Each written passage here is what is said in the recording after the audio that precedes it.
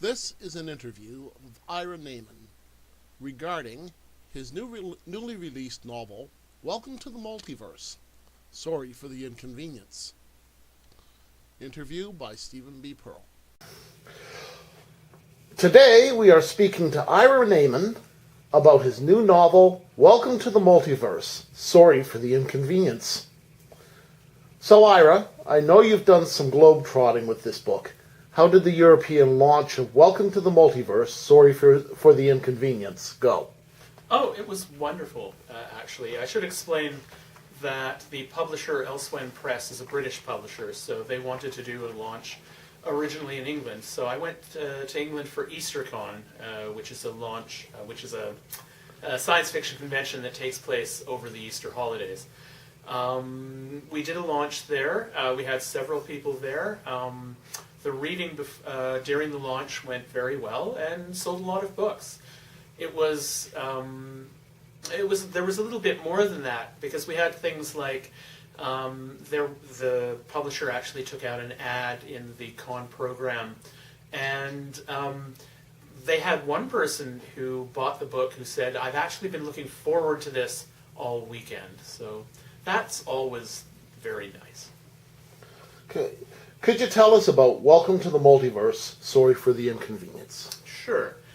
I write a series of short articles for an organization called the Alternate Reality News Service, and this book is an offshoot of that. There are several ideas that come from previously written stories, and also the Alternate Reality News Service makes an appearance in the novel, but the novel is very much its own thing. It has very much new characters and a real actual plot, unlike the Alternate Reality News Service.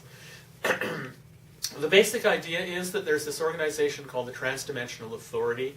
They police travel between dimensions for reasons that we find out later in the novel. When people are allowed willy-nilly to travel in between universes, bad things happen. And so their job is to make sure that those bad things don't happen, obviously.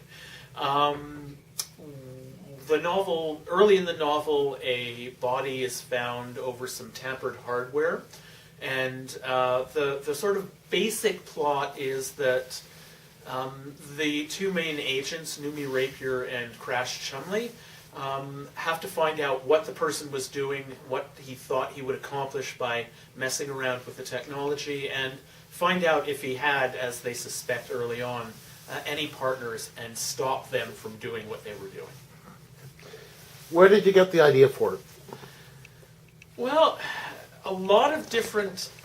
there's a lot going on in the novel, and it has a lot of different inputs.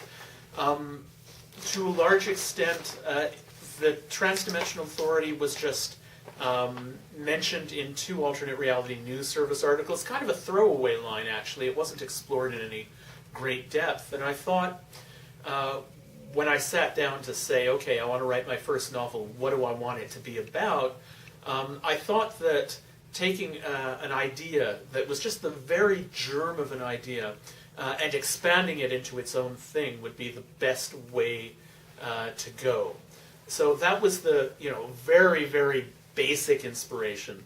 I'm told that a lot of the characters, I'm told by a friend of mine who's read the novel and who knows me and my family very well, I'm told by her that a lot of the characters appear to have elements of friends and family, which is probably true. I mean, we all sort of take from whatever is around us.